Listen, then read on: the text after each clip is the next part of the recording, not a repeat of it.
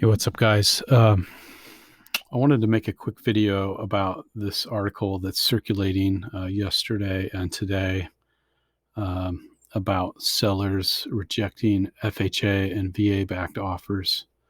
And this comes from a research group called the Urban Institute, which is often cited in housing related research. And basically, the survey of agents conducted by NAR found that 89%, and again, it's important, it's a survey of agents, found that 89% of sellers would be likely to accept an offer from a buyer with conventional financing, but only 30% if the buyer were using a government-backed loan, and that 6% would not even consider such an offer, which is pretty crazy. And quite a bit of a shift from 10 years ago, 12 years ago, when FHA was 2/3 or more of the market on the purchase side. And Urban Institute says it collected data through the HMDA, the Home Mortgage Disclosure Act. This is the data that's collected anonymously, if you will, or statistically rather, with loans. Shows that flat out rejection of FHA and VA financing disadvantages households with lower incomes, lower credit scores, and lower wealth. So a lot of the comments about these articles have a problem with pinning it to a racial discussion. I don't want to talk about that in my comment because I think it can go both ways. It's probably true. The data is right there, but spinning it that way, I don't think helps anyone. But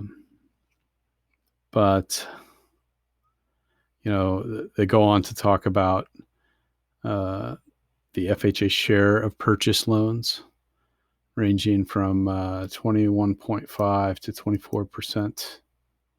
And that number dropped below 20% to 18.9% in April and May. And the VA has averaged around 11.5% and then dropped to 10% this spring. So,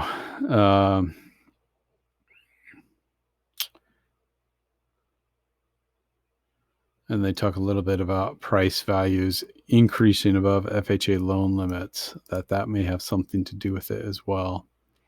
But you can see, going back to 2016, FHA represented about 30% of the market, and now it's down below 20%.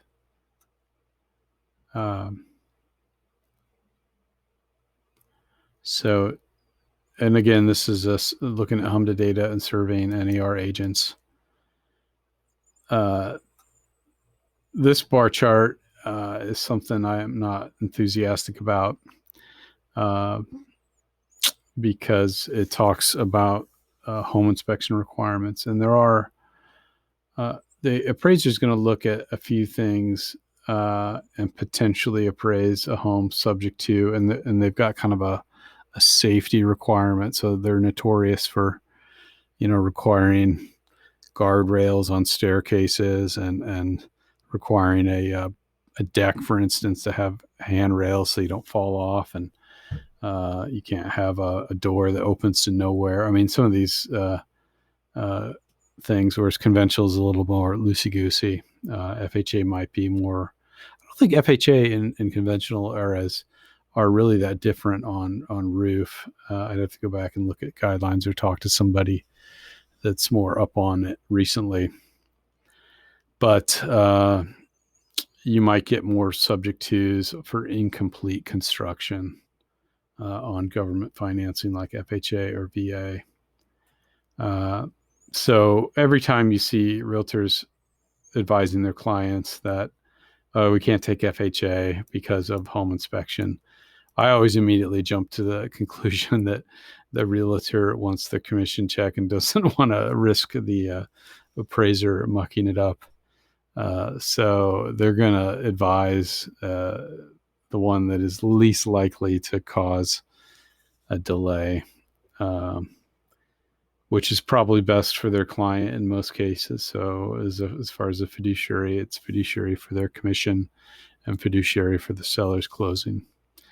So I guess I don't have a problem with that, but it's always a little frustrating to read about this. So 30 years ago, there was separate requirements, but there is no home inspection requirement. The FHA underwriter does not ask for the home inspection. It's not required to have a home inspection, and a lot of realtors still think that. And this is just flat out incorrect. When a home is appraised for less than the agreed upon price, FHA and VA require the seller to reduce the purchase price to match the appraisal.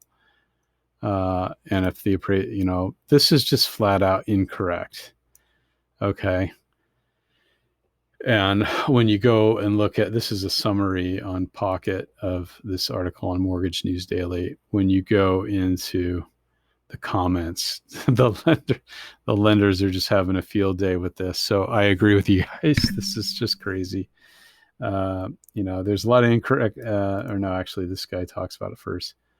FHA themselves does not require a home inspection. This seems to be a lender by lender case, as I've never needed a home inspection to complete a loan. FHA does not require that the sale price be adjusted to the appraisal value. On several occasions, my buyers have had the option to renegotiate or pay the difference. The mandatory clause even states that the purchaser has the privilege to complete the purchase with no regard for value, since that is the only value the FHA will base their insured amount on. So this paragraph here is just flat out incorrect information. So Urban Institute, NAR, please educate your agents. This government loans are slower to close. I think this has to do with appraisers and that timeline, but I can't comment.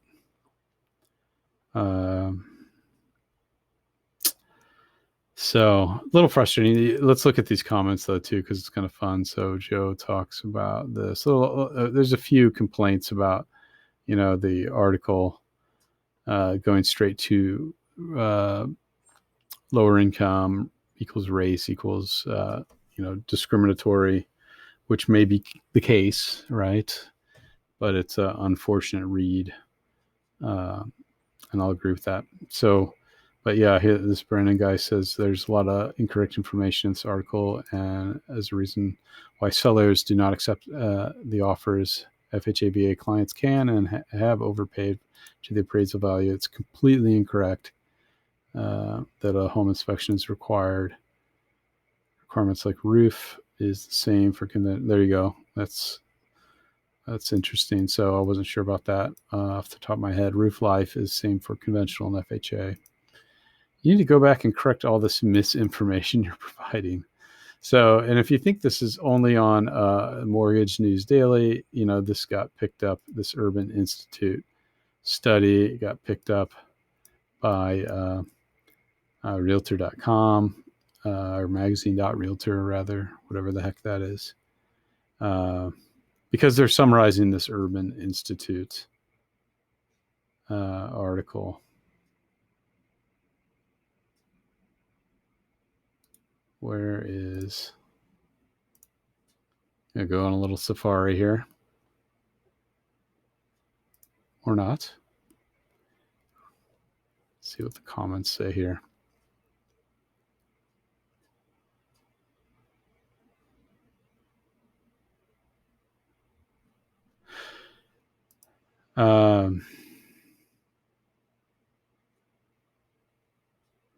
Yeah, this is a whole nother video right here. This is a whole nother video. Yeah, I'll have to bookmark that. But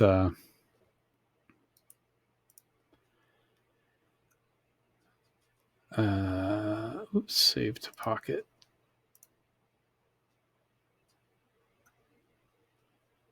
Got it. All right. Back to this article though. Because I had a few points that I wanted to make.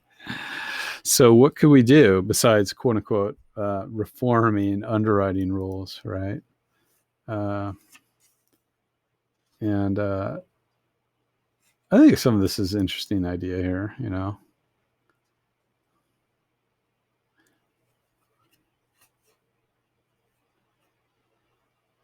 That's interesting. This guy, Sean LaSalle, complains about the paint chipping requirement. So if the home was built prior to the late 70s, it's assumed to have lead paint. So if the paint's chipping, it's considered a health safety issue because kids will come along and eat the paint, get lead poisoning. And that is no good. So is that really required? Well, I mean, I guess. I think it's probably a good idea. I think we're soon getting past that issue. So anyway, number one, what could FHA or VA do? I think they could implement underwriting rules that use an appraisal variance and use automated valuation models to accept a purchase price and an appraisal that had a variance. Would they do that? I don't know. In underwriting, lenders already use AVMs, and if it's ranked within a certain variance, they often will accept the appraisal with a whole lot of scrutiny. Number two, they could provide incentives to sellers directly to accept a FHA or VA offer. I think that's entirely possible.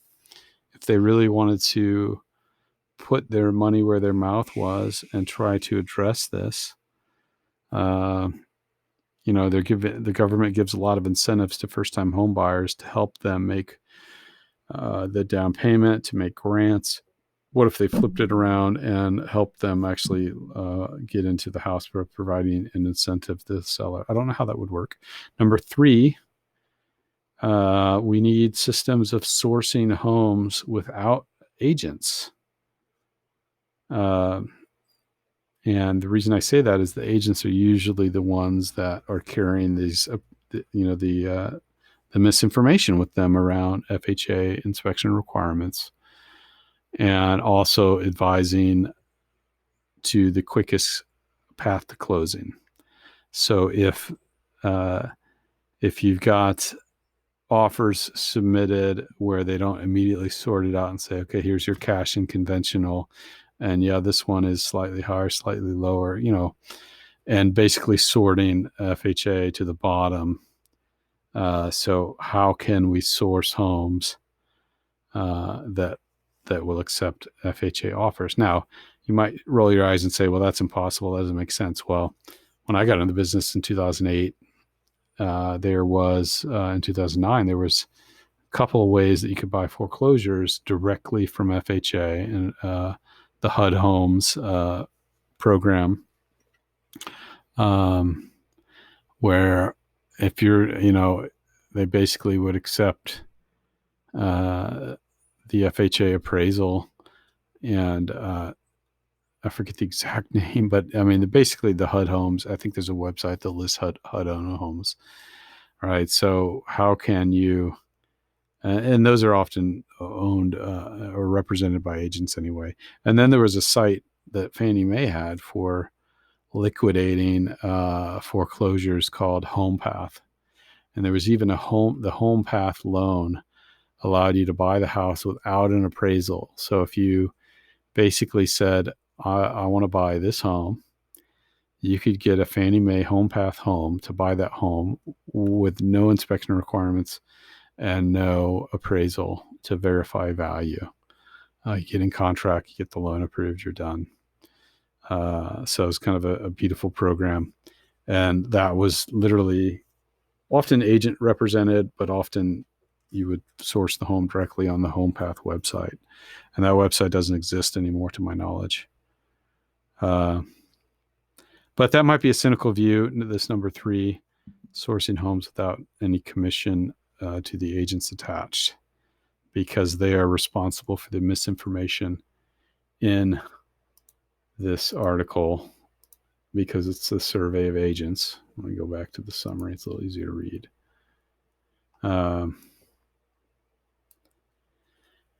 So number 4 is, and this is a self-serving one, get more money for appraisal gaps. Get more money for down payment through downpayment.gift.